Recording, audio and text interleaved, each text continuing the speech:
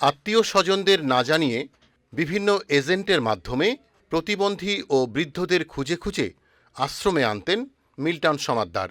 পরে ওইসব বাসিন্দাদের ভাগ্যে কি ঘটল তা জানতে পারতেন না স্বজনরা। এ কারণেই মৃত ও নির্যাতিত স্বজনদের সুনির্দিষ্ট অভিযোগ পাওয়া যাচ্ছে না বলে জানিয়েছেন ডিবি প্রধান হারুনুর রশিদ।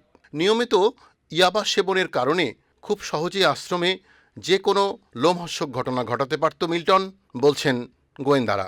নকল মৃত্যু সনদ তৈরির মামলায় রিমান্ড শেষে এখন শিশু পাচার মামলায় 4 দিনের রিমান্ডে গোয়েন্দাদের কাছে নানা তথ্য দিচ্ছেন মিল্টন সমাদ্দার। তার আটকের পর থেকে আশ্রমে অবস্থান করা বৃদ্ধ ও প্রতিবন্ধী শিশুদের অবস্থা অনেকটাই নাজুক। এ পরিস্থিতিতে ডিবির অনুরোধে তাদের দেখভাল করার দায়িত্ব নিয়েছে শামসুল হক ফাউন্ডেশন নামের একটি প্রতিষ্ঠান। আমরা অন্তর থেকে সম্মত হয়েছি এবং আমরা চেষ্টা করব ওদের আগামীতে যাতে খাওয়ার দাওয়ার চিকিৎসা কোনো অসুবিধা না হয়। বিকাশে কম খরচে ক্যাশ আউটের লিমিট বেড়ে 50,000, প্রিয় এজেন্টও 2টা। শিশু পাচার মামলায় রিমান্ড চলছে মিল্টন সমাদ্দারের। তার আশ্রমে ভুয়া মৃত্যু সনদ তৈরির প্রমাণ মিললেও কতজন বাসিন্দা মারা গেছেন, কোথায় তাদের দাফন করা হয়েছে জানতে পারেননি গোয়েন্দারা।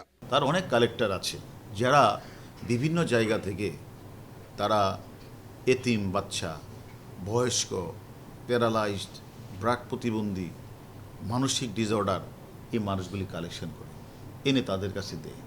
এখন তাদের স্বাভাবিক কারণেই এই লোকগুলি আত্মীয় স্বজনের খোঁজখবর তো কেউ জানে না।